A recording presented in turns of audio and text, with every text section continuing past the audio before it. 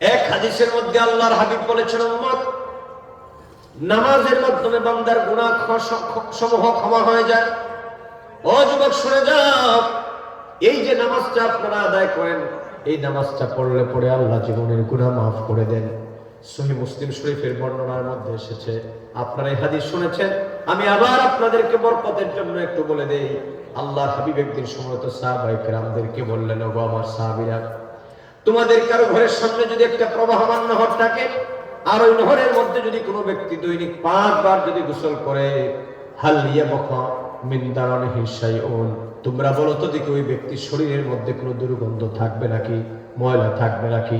সাহাবায়ে কেরামগণ বললেন, ক্বালু লা ইয়াবকা মিন দারানিহি শাইউন, নবীজি গো আমার, কোন ব্যক্তি যদি প্রবাহমান ঝর্ণার মধ্যে যদি দৈনিক 5 বার গোসল করে, তার শরীরের মধ্যে কোনো ময়লা থাকবে না, দুর্গন্ধ থাকবে না, থাকার কথা নয়। কথা কোন ঠিক কিনা? আপনি যদি একটা পুকুরের মধ্যে দৈনিক 5 বার গোসল করেন, আপনার শরীরে কি কোনো ময়লা থাকবে নাকি? কথা বলেন, থাকবে নাকি? থাকবে না।